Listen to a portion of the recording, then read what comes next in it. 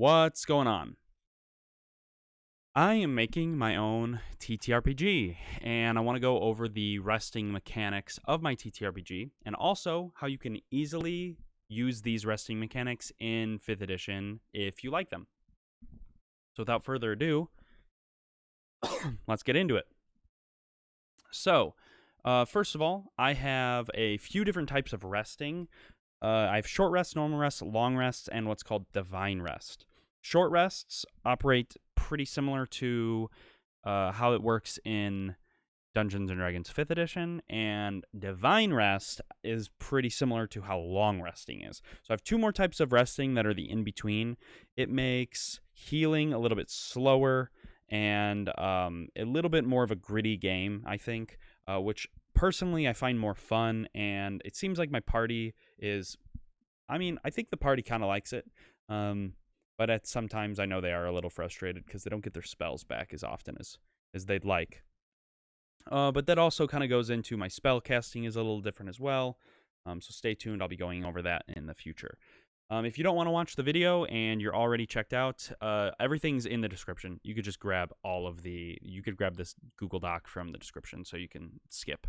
But let me know in the comments what you think. So first, short rest. It takes about 30 minutes. You could pretty much do it anywhere. This is like, you could be doing this up against a tree. You could do this in the middle of a dungeon.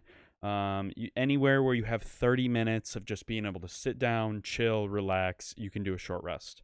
And you can, during a short rest, you have the ability to use your health dice to recover some HP, which are the same as hit dice. In my game, they're called health dice. And you also recover any short rest abilities and short rest spells. The short rest spells, that is not in 5th edition, so you can just kind of ignore that for now.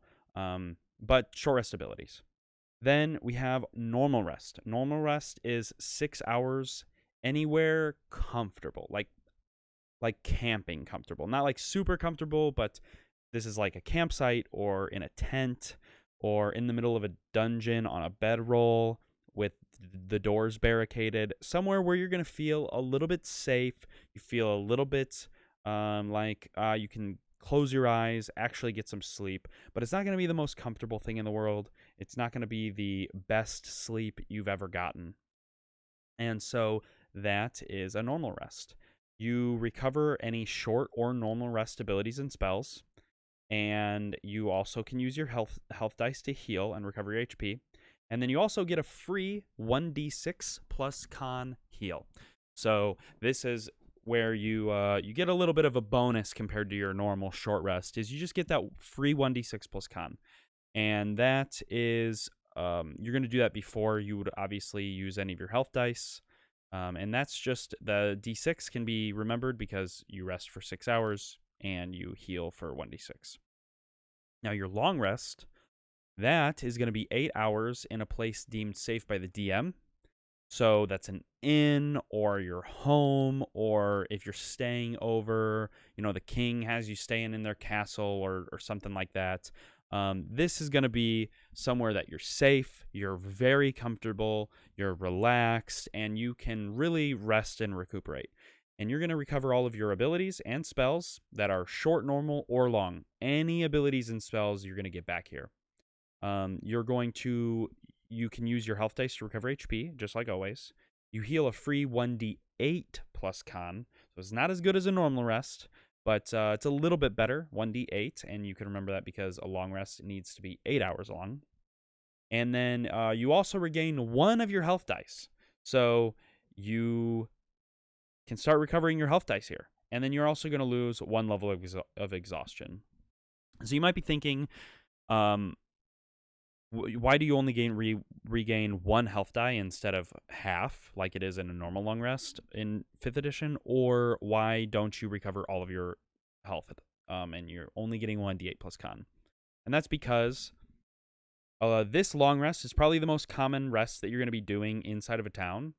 But I don't want to promote, in my game personally, and in any of my D&D games, I don't want to promote like just stopping in a town, staying one night, and being 100%, you're good to go. Technically, in 5th edition, you could just camp on the side of the road and you're 100% good to go the next day. Personally, that doesn't make much sense. If I'm covered in cuts and bruises and I'm sore and I then go sleep on the ground in a tent or on a bedroll in the middle of the wilderness, I'm not 100% the next day. And so this is kind of going to promote a more realistic game, a more brutal type of game, which personally I like. I think it's more gratifying and satisfying when you succeed in a harder, more realistic game. But you still are going to get your things back. And so this promotes staying in town longer. When you go to town, you're going to stay in town longer. We're going to stay long enough to get all of our health dice back. We're going to stay long enough to heal fully. And that gives you an easy opportunity to promote use of downtime activities, which I personally love downtime activities. I think they're super great for the game. It's fun for the players, especially because you can create some fun scenarios for downtime. You can train new skills. You can gamble and make some money. You can do a whole bunch of stuff depending on the town you're in and what that town offers as downtime activities. And so that's why I like this system. I like to use downtime. I also have created a few downtime activities that are not just in standard 5th edition for my TTRPG, and so I'll be sharing those in the future as well. But the last rest is Divine Rest. This is going to be extremely rare. Doesn't ever happen typically at the beginning of the game, or even if it does happen, it's not happening very often. And that's because a Divine Rest is any amount of rest in the presence of an allied deity or an allied holy site where a deity may be present. And this is going to be at the DM's discretion.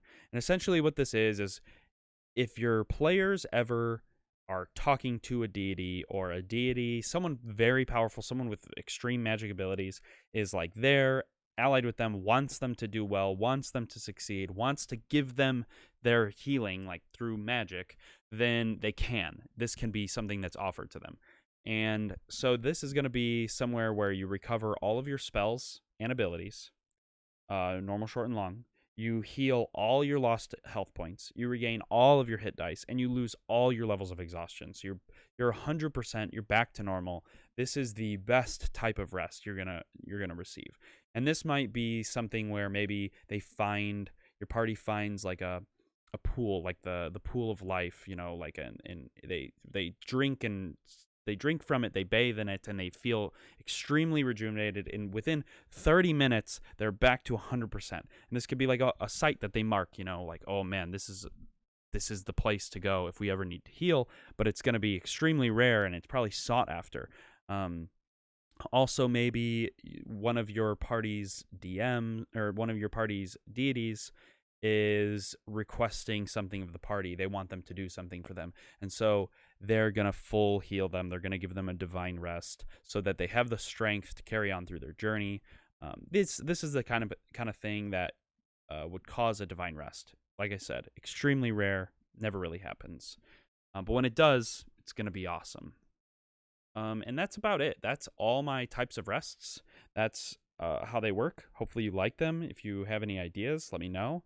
If you don't like it, let me know. But a few short things I'm going to cover before I end is just interruptions to rest. If a short rest is interrupted, you have to restart the whole rest. It's too short to be interrupted. You just need to rest for 30 minutes pretty much straight, and then you get your short rest. Any other interruptions must not exceed 2 hours in total, or the rest has to be restarted. And so a normal rest cannot exceed 8 hours in total, because 6 hours of rest and 2 hours of interruptions, and then a long rest can't be more than 10 hours. So 8 hours of rest and 2 hours of interruptions. And the reason that I've come up with 2 hours is because personally, I wake up in the middle of the night a lot.